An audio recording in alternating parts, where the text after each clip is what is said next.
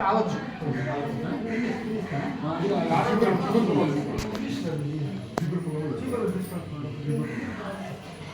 అక్కడే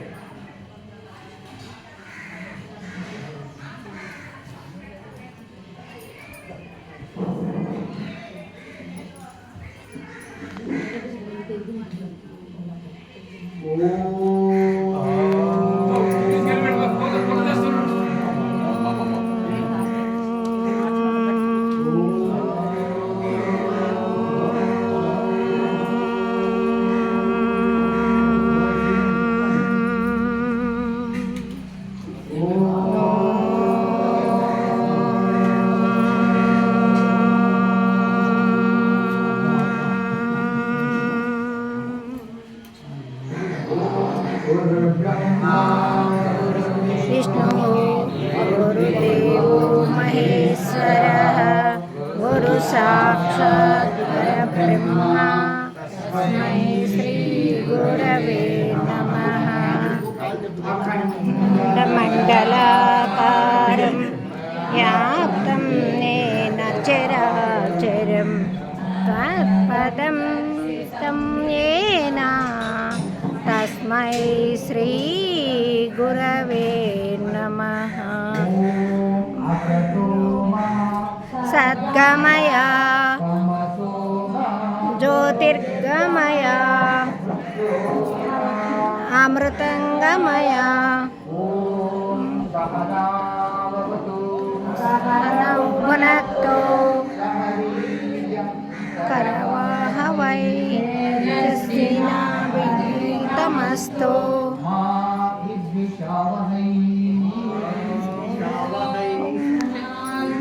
शांति शांति गीताशास्त्रमिदं पुण्यं पटे शिवसन् विष्णुपदमवाप्नोति भयशोकादिवर्जितः गीताध्ययनशीलस्य प्राणायामपरस्य च नैव सन्ति हि पापानि पूर्वजन्मकृतानि च। శ్లోకం నేను చెప్తాను, మీరు మిగతా శ్లోకం. మల నిర్మోచనం పుంసాం జల స్నానం దినే దినే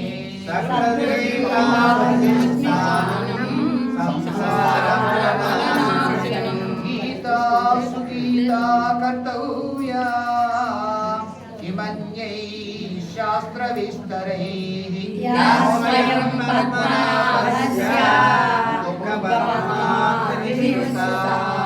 భారతామృత సర్వస్వం విష్ణోర్వక్త్రాద్వినిశ్రుతం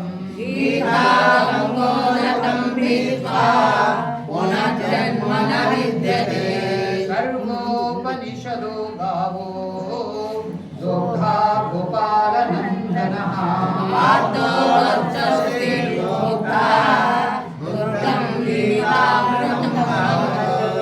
ఏకం శాస్త్రం దేవకీ పుత్ర గీతం ఏకో దేవో దేవకీ పుత్ర ఏవ एको मनुष्यस्य नामानि यानि कर्माप्येकं तस्य देवस्य सेवा।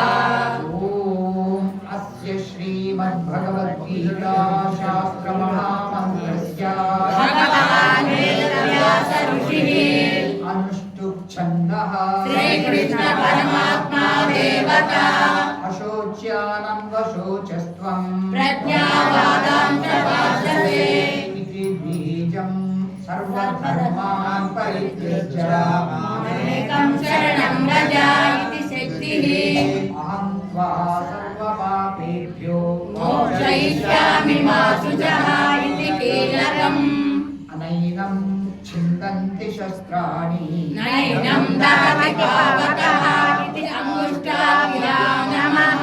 न चैनं वेदयन्त्यापो न शोषयति मारुतः इति तज्जनीभ्यां नमः। अच्छेद्योऽयमदाप्योऽयम् अक्लेद्यो शोष्य एव च इति मध्यमाभ्यां नमः। नित्यः सर्वगतस्थाणुः अचलोऽयं सनातनः इति अनामिकाभ्यां नमः पश्य मे पार्थरूपाणि शतशोथसहस्रशः इति कनिष्ठिकाभ्यां नमः नानाविधानि दिव्यानि नानावर्णाकृतीनि च इति करतलपुष्टाभ्यां नमः नैनं छिन्दन्ति शस्त्राणि नैनं दहति पावकः इति उदयाय नमः चीनं क्लेदयन्त्यापो न शोषयति मारुतः इति शिरसे स्वाहा अच्छेद्योऽयमदाप्योऽयम् अक्लेद्यो शोष्य एव च इति शिखायैव शतो नित्यः सर्वगतस्थाणुः अचलोऽयं सनातनः इति कवचाय ॐ पश्य मे पार्थरूपाणि शतशोथसहस्रशः इति नेत्रत्रयाय औषधो नानाविधानि दिव्यानि नानावर्णाकृतीनि च इति सर्वाय वचो శ్రీకృష్ణప్రీత్యర్థే పాఠే వినియోగః. ఈ ధ్యాన శ్లోకాలు ఒక్కటి చెప్తాం మనము, తర్వాత ఇక అధ్యాయంలోకి వెళ్దాము. ధ్యాన శ్లోకాల్లో ఇది అతి ముఖ్యమైనది మొదటిది. ఓం పార్థాయ ప్రతిబోధితాం భగవతా నారాయణేన స్వయం వ్యాసేన గ్రథితాం పురాణమునినా మధ్యే మహాభారతం అద్వైతామృతవర్షిణీం భగవతీం అష్టాదశాధ్యాయినీం త్వామనుసందధామి భగవద్గీతే భగవద్వేషిణీం చెప్పండి వసుదేవ సుతం దేవం కంసచారుణవర్ధనం దేవకీ పరమానందం కృష్ణం వందే జగద్గురుం ప్రియ ఆత్మ బంధువులారా, భగవద్గీత శ్రీకృష్ణ పరమాత్మ ద్వారా అర్జునుడికి కురుక్షేత్ర సంగ్రామంలో బోధించబడినటువంటి ఒక ఉపదేశం. దీని యొక్క పూర్తి వివరాలు మనకు ఒక శ్లోకంలో పరిచయం. 11వ శతాబ్దంలో వచ్చినటువంటి మధుసూదన సరస్వతి స్వామి వారు బెంగాల్ మహాత్ముడైన ఆయన రచించారు ఈ ధ్యాన శ్లోకాలు మొత్తం. మొదట్లో లేవు, మధుసూదన సరస్వతి వారు రచించారు. ఈ ఎవరికి బోధించబడింది భగవద్గీత? మొదట్లోనే ఉంది పార్థాయ, చతుర్థి విభక్తి, పార్థుడికి బోధించబడింది. ఏ విధంగా? ప్రతిబోధిత సంవాదం, డైలాగ్, ఇద్దరికి డైలాగ్ జరిగింది. ప్రతిబోధిత ఎవరి చేత? భగవంతుడి చేత బోధించబడింది. భగవంతుడే ఆయన. ఎవరండి ఆ భగవంతుడు అంటే? నారాయణేన స్వయం, స్వయంగా నారాయణమూర్తి ఈ రూపంలో వచ్చి బోధించాడు. ఎవరికి? అర్జునుడు. ఎవరి చేత ఈ గ్రంథం రచించబడింది అని అంటే వ్యాసుల వారి ద్వారా ఇది గ్రంథస్థం చేయబడింది. గ్రథితాం పురాణం. ఎవరండి ఈ వ్యాసుల వారు అంటే? పురాణమునినా, ఆయన చాలా ప్రాచీనమైన ముని. ఇంకొకటి ఏమిటంటే పురాణములన్నీ కూడా ఎవరి చేత రచించబడ్డాయో వారే ఈ పురాణముని. వాస్తవంగా పురాణము అంటే చాలా ప్రాచీనమైన అంటే అర్థం. వచ్చే నెలలో వెళ్తున్నాము ఆయన యొక్క గుహకు. ఎక్కడైతే బ్రహ్మసూత్రాలు రచించబడ్డాయో, మహాభారతం రచించబడిందో ఆ వ్యాస గుహకు మనం వచ్చే నెలలో వెళ్తున్నాము. బద్రీనాథ్కు ఒక 4 కిలోమీటర్ల దూరం. మధ్యే ఎక్కడండి ఇది అంటే మహాభారతం మధ్యలో ఉందట. భీష్మ పర్వంలో ఉంది. ఎన్నో పర్వం అది? 11వ పర్వం భీష్మ పర్వం. అందులో ఉంది ఈ భగవద్గీత. ఏమిటండి ఈ భగవద్గీత బోధించేది అంటే అద్వైతామృతవర్షిణి వర్షం కురిపిస్తుందట. ఏం వర్షం అనంటే అద్వైతం అనే అమృతాన్ని.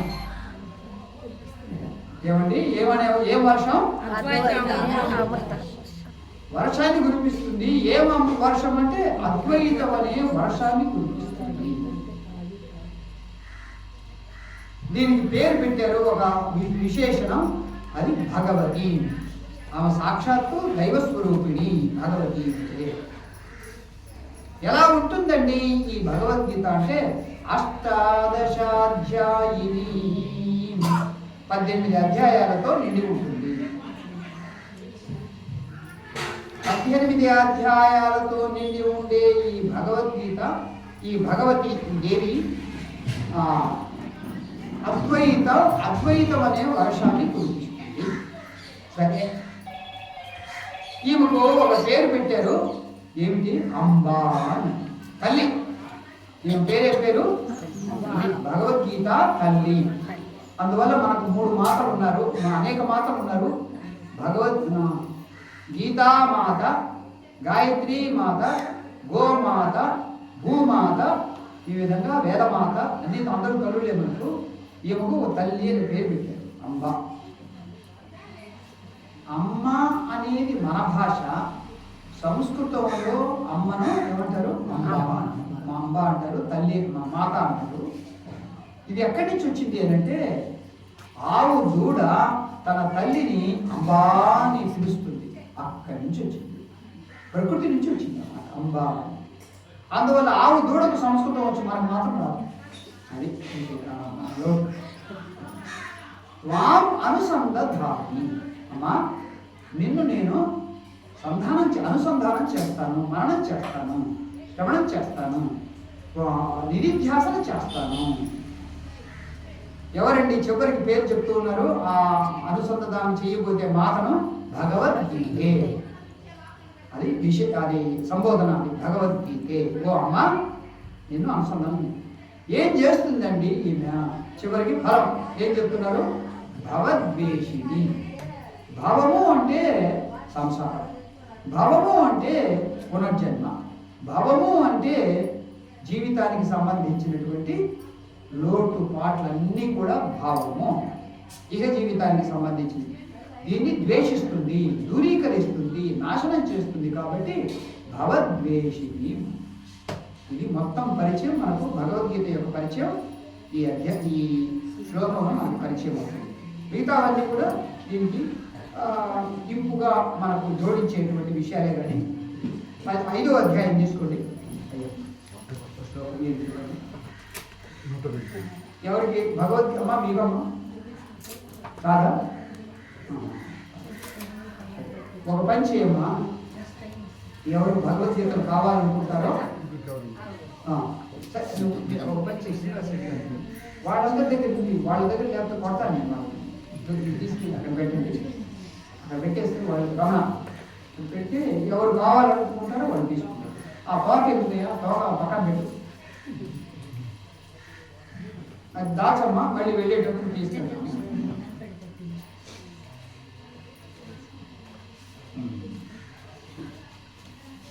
అమ్మా, భగవద్గీత అందరూ స్వయం పుస్తకం తెచ్చుకోవాలి. తెచ్చుకున్నారు కదా లేదా? 5వ అధ్యాయం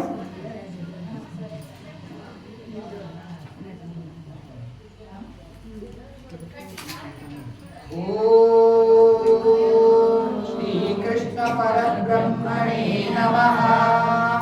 శ్రీమద్భగవద్గీత అథ పంచమోऽధ్యాయః. కర్మ సన్యాస యోగః.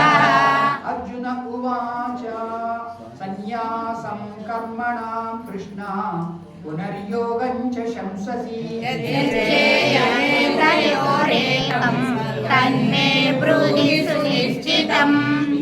భగవానువాచ సన్యాసః కర్మయోగశ్చ నిశ్రేయసకరావుభౌ. త్రయోస్తు కర్మ సన్యాసాత్ కర్మయోగో విశిష్యతే. జ్ఞేయస్య నిత్య సన్యాసీ యో న ద్వేష్టి న కాంక్షతి.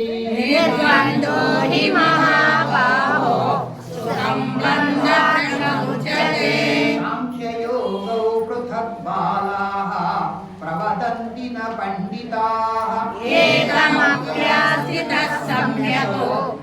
तयोर्विन्दते पदम् यत्साङ्ख्यै प्राप्यते स्थानं तद्योगैरपि गम्यते एकं साङ्ख्यं च योगं च यः पश्यति स पश्यति सन्न्यासस्तु महाबाहो दुःखमाप्तुमयोगतः योगयुक्तो मुनिर्ब्रह्मा न चिरेणाधिगच्छति योगयुक्तो विशुद्धात्मा विजितात्मा जितेन्द्रियः सर्वभूतात्मा कुर्वन्नपि न लिप्यते नैव किञ्चित् करोमीति युक्तो मन्येत तत्त्वविद् पश्यन् शृण्वन् श्रुतन् जिघ्रन् अस्यन् गच्छन् स्वपन् श्वसन् प्रलपन् विसृजन् गृह्णन् उन्मिषन् निमिषन्नपि इन्द्रियाणीन्द्रियार्थेषु वर्तन्त इति कारयन् ब्रह्मण्यादाय कर्माणि सङ्गं त्यक्त्वा धनञ्जय लिप्यते न स पापेन पद्मपत्रविवाम्भसा कायेन मनसा बुद्ध्या केवलैरिन्द्रियैरपि योगिनः कर्म कुर्वन्ति सङ्गं त्यक्त्वात्मशुद्धये युक्तः कर्मफलं त्यक्त्वा शान्तिमाप्नोति नैष्ठिकीम्